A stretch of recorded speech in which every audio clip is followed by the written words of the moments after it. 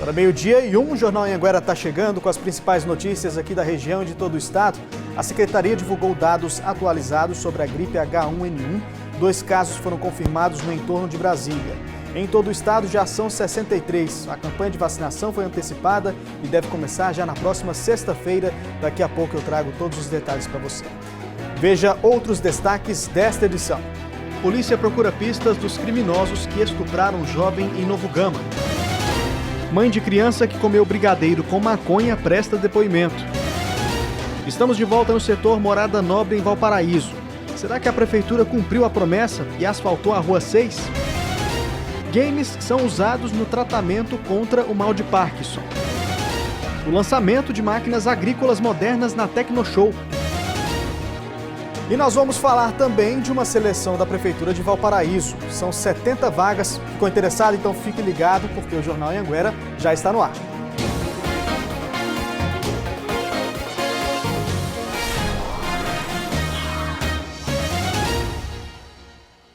Olá, boa tarde para você.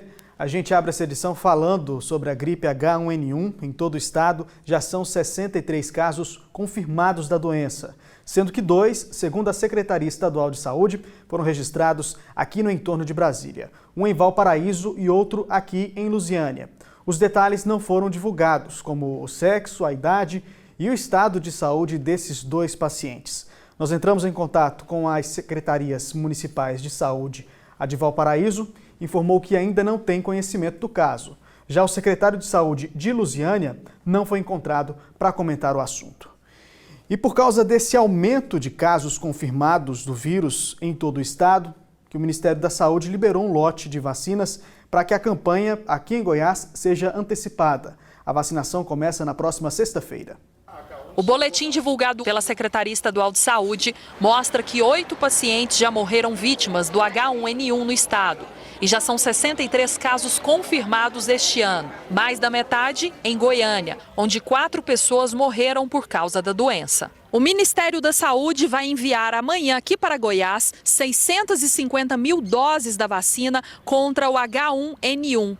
Desse total, 191 mil doses vão estar disponíveis somente para os trabalhadores da área da saúde, os idosos e as pessoas com doenças crônicas. Durante uma reunião entre representantes do estado e municípios, foi criado um comitê de enfrentamento do vírus H1N1.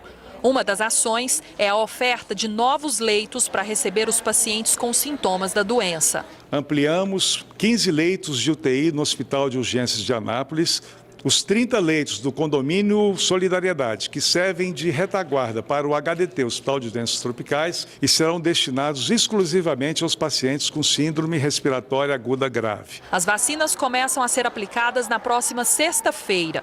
Mesmo com a campanha de vacinação antecipada, o alerta é para que a população continue com hábitos de higiene e evite aglomerações para prevenir a gripe. Lavar as mãos, ao tossir e espirrar, porque existem outros vírus circulando que não estão contidos na vacina, que também podem causar formas graves da doença e até mortes. Bom, lembrando que durante a campanha tem prioridade as pessoas que estão nos grupos considerados de risco, como crianças, idosos, gestantes e portadores de doenças crônicas. Outro assunto agora, a Polícia Civil procura pistas dos criminosos que assaltaram e estupraram uma jovem em Novo Gama. O crime foi no domingo. A vítima fez o exame de corpo de delito no IML de Lusiânia. Muito abalada, ela preferiu não gravar entrevista. No último domingo, a estudante de 20 anos, que mora em Santa Maria, no Distrito Federal, foi a Novo Gama visitar a madrasta. Na hora de voltar para casa, ela foi rendida por criminosos. A vítima contou à polícia que estava sozinha aqui nesse ponto quando foi abordada por 5 homens em um carro cinza.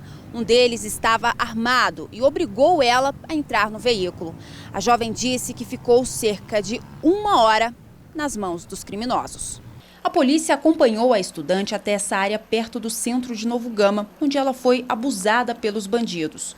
Durante a diligência, os policiais também ouviram moradores. Câmeras de segurança das ruas podem ajudar nas investigações. A materialidade do crime com as lesões corporais e o depoimento, as declarações da vítima, já está comprovada. Agora basta nós chegarmos até a autoria. E hoje nós fizemos essa diligência com a vítima justamente para conseguir elementos de prova, para entender a dinâmica do crime, para a gente conseguir chegar até a autoria. A família da estudante diz que no dia do crime houve despreparo dos policiais que estavam de plantão. Além deles terem feito perguntas constrangedoras à vítima sobre o abuso, a família alega que só haviam homens entre os policiais durante o depoimento. Perguntou se ela estava drogada e perguntou se ela usava droga. Mas, segundo este relatório repassado pela Polícia Civil à nossa equipe, mostra que no plantão havia sim uma agente mulher que iniciou o expediente à 1 da tarde de domingo. O delegado que estava à frente do plantão nega que houve constrangimento à vítima. A dinâmica dos fatos é essencial para o deslinde de qualquer investigação. Por ser uma situação de extrema cautela, nós sempre, principalmente no caso de estupro, a gente chama a vítima a uma sala reservada e tem uma conversa sobre o que aconteceu. A gente pergunta detalhes da situação, principalmente para fins periciais. Bom, hoje pela manhã a jovem prestou depoimento na delegacia. A Polícia Civil disse que encaminhou a denúncia da família sobre o atendimento no dia da ocorrência para a corregedoria. Detentos do Centro de Prisão Provisória de Lusiânia planejavam fugir por um túnel. Ontem à tarde, os agentes descobriram o buraco que estava sendo cavado dentro de uma das celas que abriga 18 presos. Eles usaram barras de ferro para cavar o chão. Ainda de acordo com a direção da unidade, detentos de outras 2 celas também pretendiam fugir pelo mesmo lugar. A Diretoria-Geral de Administração Penitenciária disse que foi aberta uma sindicância para apurar o caso.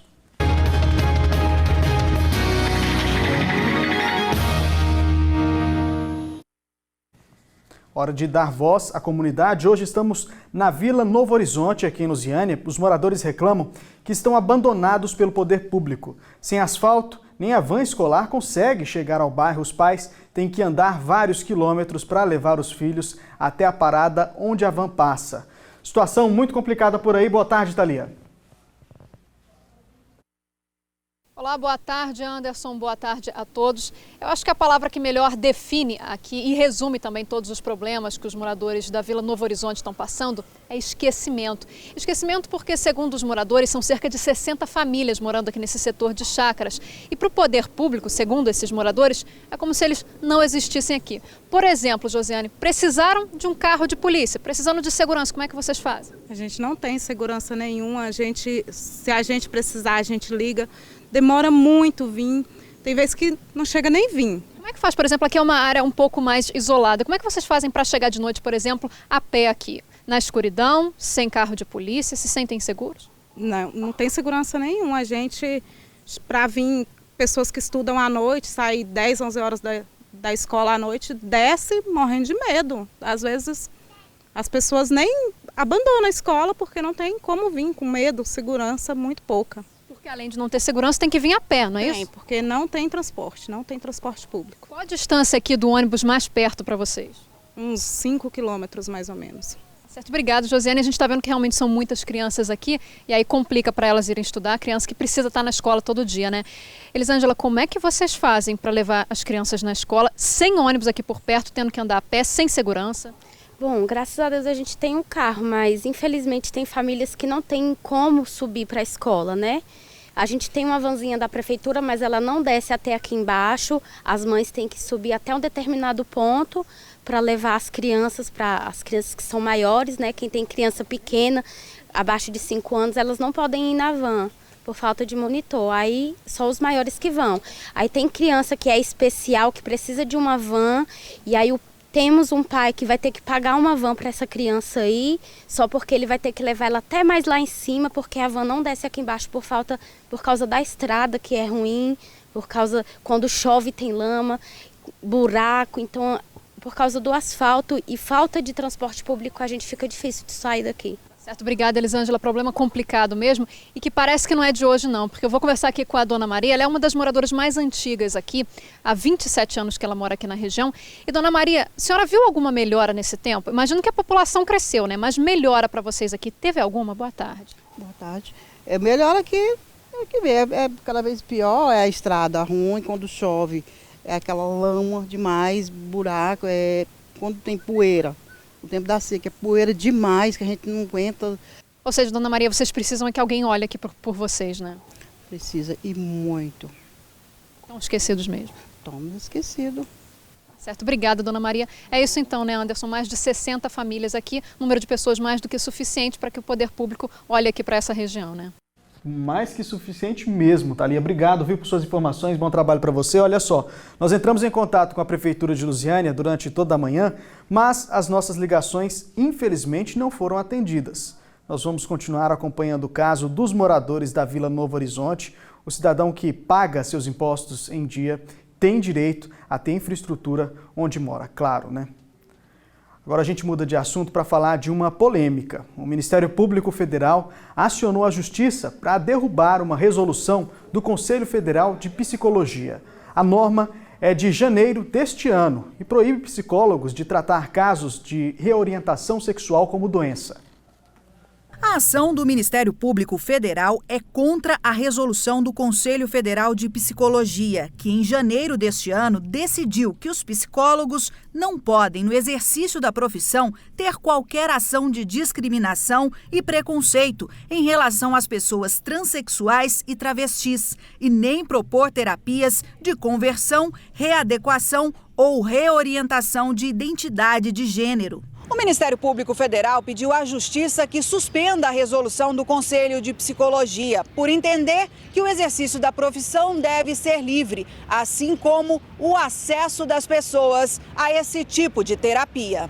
Entendemos que o Conselho não tem, por ato próprio, a possibilidade de estabelecer hipóteses de sanção que possam levar eventualmente à suspensão ou cassação de registro profissional. O Conselho Federal de Psicologia ainda não foi notificado da ação civil pública, mas a presidente do Conselho Estadual diz que as terapias não têm base científica e cabe à entidade regulamentar a prática da profissão, para que as possibilidades sexuais não sejam tratadas como doença ou transtorno mental. É uma função dos conselhos, sim, orientar e normatizar uma prática, e aquilo que é charlatanismo, aquilo que não é científico, não vai ser aceito pelos conselhos profissionais. A Beth é presidente da Astral, a Associação das Pessoas Travestis, Transsexuais e Transgêneros do Estado. Fez cirurgia de mudança de sexo e sempre teve o apoio da família. Ela também é psicóloga e acredita que as regras do Conselho representam um grande avanço na quebra de estereótipos. É não estigmatizar aquele que é certo ou errado, ou doente, ou aquele que não é doente. É acolher o outro para sua forma mais digna e garantia de direitos também. Pausa rápida para os comerciais. Na volta você vai ver que a polícia aguarda o resultado de exame para saber se mãe deu brigadeiro com drogas para o filho de 4 anos em Cidade Ocidental. Ontem a mulher prestou depoimento. E ainda, moradores cobram uma solução para a Rua 6, Morada Nobre, em Valparaíso. A prefeitura retirou o asfalto, mas não refez o serviço. O problema já dura quase 10 meses. Agora 12h14, a gente volta já.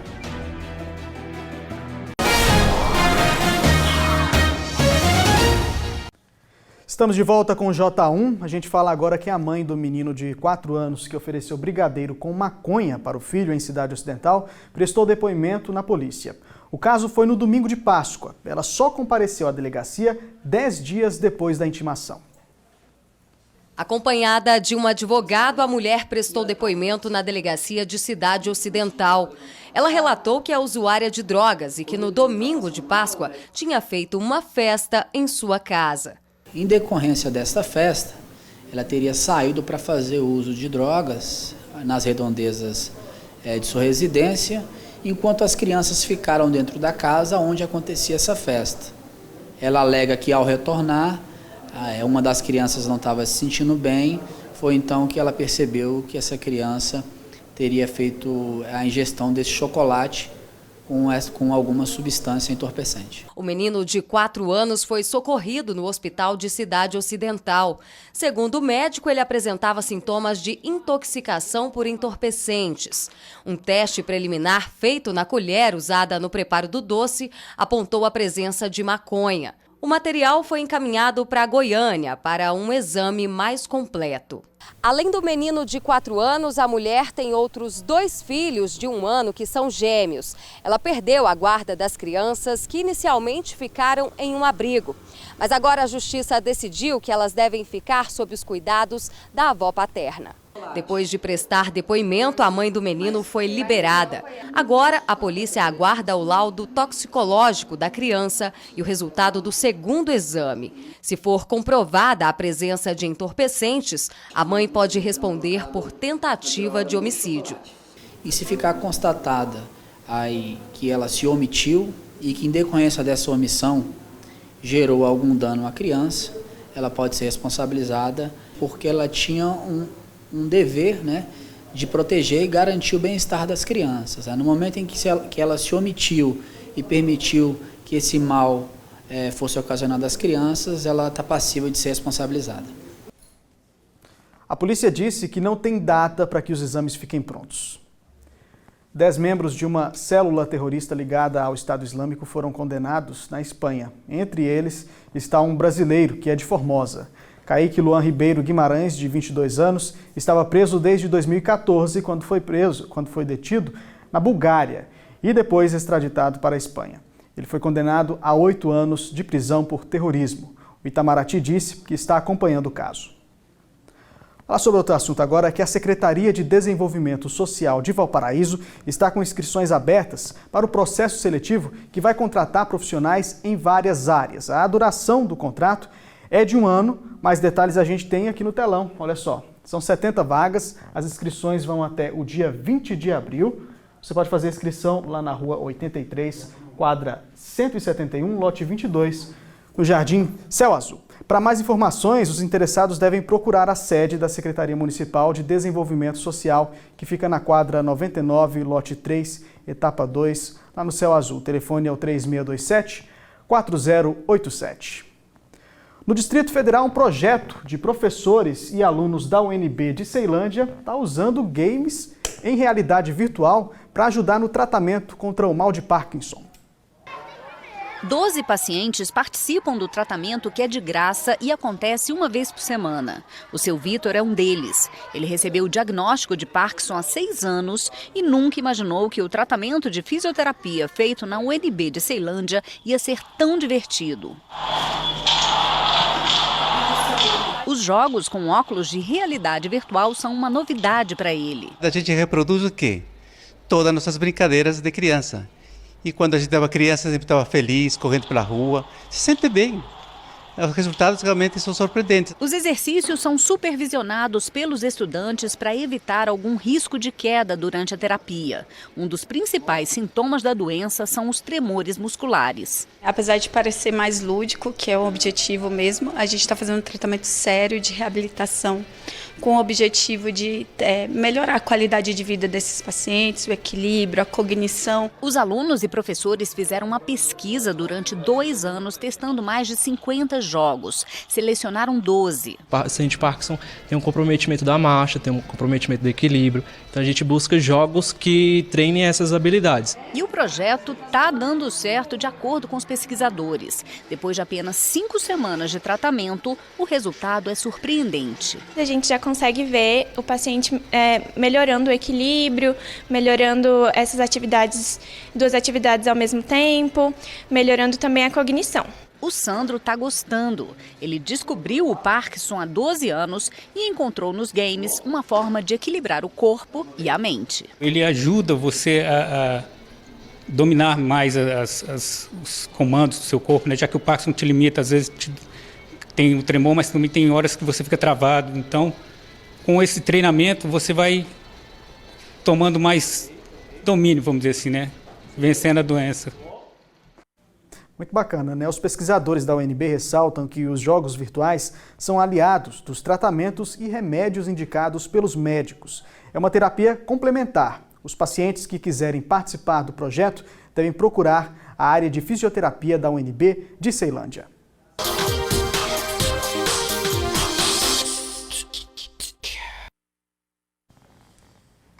Desde outubro do ano passado, nós estamos acompanhando a situação dos moradores lá do bairro Morada Nobre, em Valparaíso. é que a Prefeitura retirou o asfalto da Rua 6 para começar uma obra de implantação de galeria pluvial. O problema é que até hoje a rua não foi asfaltada novamente. No mês de março, os moradores até chegaram a fechar a rua colocando fogo em pneus para protestar. A Prefeitura disse, na época, que já tinha máquinas trabalhando no local. E será que algo foi feito? Nós estamos de volta para descobrir. As faixas pedindo pelo asfalto continuam no mesmo lugar. Isso porque nada foi feito de um mês para cá. No dia 7 de março, os moradores da Morada Nobre se reuniram e fecharam uma das pistas do bairro para pedir a pavimentação da Rua 6. Eles reclamam que a Prefeitura tirou o asfalto para instalar galerias pluviais e depois as máquinas foram embora, sem refazer a pista. Depois da manifestação, as máquinas voltaram, mas parece que não resolveu muita coisa. No outro dia eles vieram, colocaram umas máquinas ali, só cortaram o chão aqui, aí passaram ali, foi piorar o caso. Aí recolheram as máquinas, já levaram de novo e o descaso está aí do mesmo jeito. Sem asfalto, os comerciantes reclamam dos prejuízos com a queda no movimento. A gente agora paga para trabalhar, né? A gente paga IPTU, imposto, IPVA, e aí? Correndo o risco de ter que fechar, né? Em breve, se não continuar desse jeito aqui, não tem como mais, que eu tô tirando assim, na minha boca para poder manter o comércio, para ver se chega a cumprir a promessa que eles falam para ele todo mês, e tá feio. Olha só, por telefone a assessoria de imprensa de Valparaíso informou que o secretário de obras da cidade estava em reunião pela manhã. Até o fechamento desta edição, nós não tivemos uma resposta. Vamos fazer o seguinte, daqui 30 dias a gente volta para ver se algo foi feito por lá. A Justiça determinou a liberação do Fundo de Participação dos Municípios para Cristalina. O FPM tinha sido suspenso no mês passado pelo governo federal por causa de uma dívida da prefeitura com o INSS, que chega a 10 milhões de reais. Na decisão, o juiz Alaô Pisciani considerou que a verba é essencial para a manutenção de serviços como educação e saúde. O bloqueio prejudicaria a população. A Prefeitura de Cristalina disse que o valor da parcela já foi depositado na conta do município.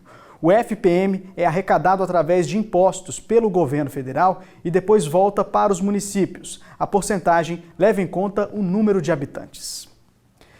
E a Tecnoshow de Rio Verde é a maior feira de tecnologia voltada para o campo no centro-oeste do país. Feiras como essa são a aposta de fabricantes e revendedores de máquinas agrícolas para recuperar as vendas. A colheitadeira tem 14 metros de plataforma e mais de 5 metros de altura. O preço também é alto, R$1,5 milhão de reais. Com um celular, o produtor pode acompanhar tudo que a máquina faz em campo, de qualquer lugar onde ele estiver. O que a gente chama não mais de agricultura de precisão, e sim agricultura de decisão. Ou seja, em tempo real ele conseguir tomar as melhores decisões para a lavoura dele. A área plantada no país vem aumentando, a produtividade no campo também cresceu e o agronegócio vem impulsionando os números do PIB brasileiro. Mas todo este otimismo ainda não foi sentido aqui no setor de máquinas agrícolas, pelo menos no começo deste ano. É por isso que feiras tecnológicas como essa são essenciais para a retomada das vendas. Dados da Anfávia mostram que houve queda na comercialização no primeiro trimestre deste ano, na comparação com os 3 primeiros meses de 2017. Uma feira como essa aqui, a gente encara como se fosse um Natal antecipado para a equipe de vendas. Muitos clientes eles cotam antes, muitos clientes eles procuram a empresa antes, mas geralmente o fechamento é aqui na feira mesmo. Esta gigante vale R$1,4 milhão. Além da alta tecnologia na colheita e conforto para o operador, consome 25% de diesel a menos que a concorrente. No momento que o equipamento tiver uma condição de menos consumo de combustível, nós vamos poluir menos também. O Marques tem uma pequena propriedade rural e veio em busca de um novo trator. Esse que ele está olhando sai por R$108 mil. A tecnologia hoje está avançando muito e o agricultor não pode ficar parado, ele tem que correr atrás. A Tecnoshow vai até a próxima sexta-feira, a entrada é gratuita e está acontecendo no Centro Tecnológico de Rio Verde. Intervalo comercial, o Jornal Anhanguera já volta.